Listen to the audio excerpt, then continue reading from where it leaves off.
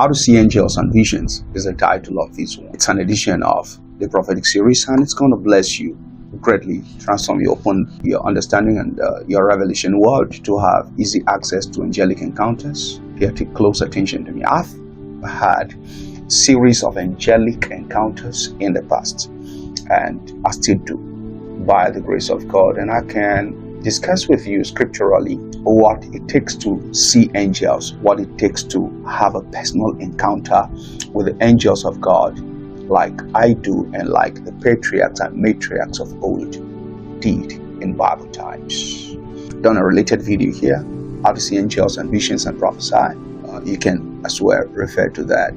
The first idea on how to see angels and visions is despair, as it concerns this video. This is what I mean. There is a condition that brings you to a point where thought-wise spiritual mechanisms generated allows you to have easy access to the angelic realm. Angels operate in the angelic realm, and to be in touch with them, something has to happen that takes you there. So, broadly speaking here, like I said in a former video, short-circuiting is the idea. That's more broad than saying despair. This is how it happens. In electricity, there is a situation in which you allow electric current to course within specific circle of circuit without escaping the circuit. It goes through the same circuit repeatedly. It's short circuit. And in the art of seeing angels, your thought pattern have to go something like that. Like you have your thought work concentrated on a particular issue or idea and keep meditating or dwelling on it until it gets to a point where it breaks off it in a way.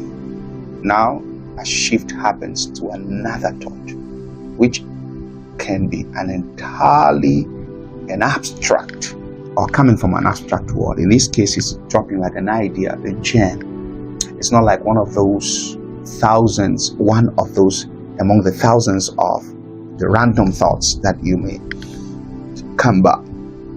This one is coming from you dwelling on a single thought until the miraculous happens. The miraculous here comes this way. Let me try to combine it with Bible time experience, and then you understand. In Genesis chapter 16, verse 6, Abraham said to Sarah, his wife, concerning Hagar, her maid, when Sarah was not comfortable with her, Abraham said, behold, your maid is with you, do with her as you wish. And then the lady was maltreated by Sarah, and she fled. In verse 7, an angel of the Lord appeared to this lady Hagar. So what are you doing here? Where are you going to? And she narrated how dear her experience and culminating in her fleeing from before the presence of Sarah. And the angel of the Lord said, arise and go back to her. Be submissive to her. I multiply your descendants exceedingly. She had a clear angelic encounter. But what happened here? When she fled from the mistress, she was in despair. It was here that she had a thought concentrated on the experience, or on the God of her master, Abraham. It was there. It was then that God showed up and have an angel appear to her for a rescue. So if I've got a call, that's why I say short-circuiting is a broad term and better than that of despair. I've got a call of God upon my life, and I'm not experiencing a supernatural as yet, and I want to experience a supernatural.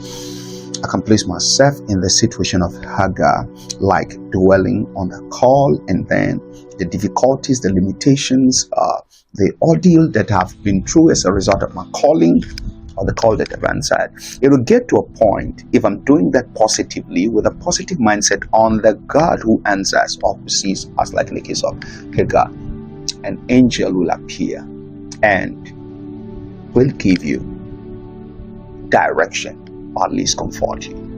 So when somebody who is spirit-filled is exposed to despair and they are positive while in the despair and allow themselves for separation to dwell on a thought of God over a protracted period of time, chance is that they'll attract an angel of God. Point number 2 is hunger. I just want to use that word hunger to embrace an idea, like you are thirsty, or you thirst, or you thirsty. In that sense, what I mean here is exclusive. It has got its own root, and it has to be biblical, and it is. I studied the scripture, then I come to a place like Daniel, going out to meet with God, and in prayer and in fasting. And in the process, an angel of the Lord appeared to Daniel. Let us talk about Zechariah in Luke chapter 1, ministering to God for the people in the temple. And in the process, the angel of the Lord appeared. But let's look at Zechariah's case. He'd got no son, no child. The wife was barren. Let's look at Daniel.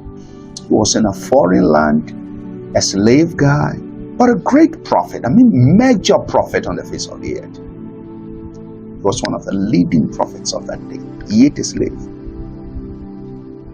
Part of his liberty was, our freedom was restricted. So, what's your own picture of your current situation? You read that kind of passage or study it beyond reading, and you take your time to thirst for such an encounter.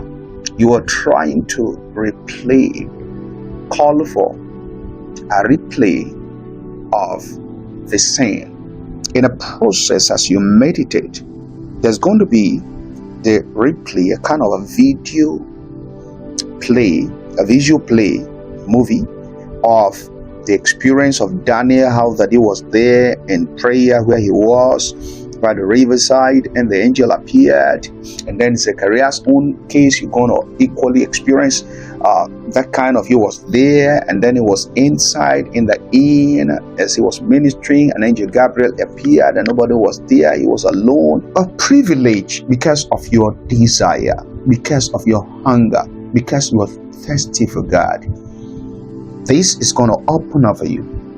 Allow yourself to have your thought go through in full a mental work. Most of us, when such thought want to come, we interrupt them, and so we don't allow the supernatural to come in, to event, to take place. When God starts us out in thoughts, we just give up on it immediately. We're distracted, soon distracted. No, you remain with a scriptural passage.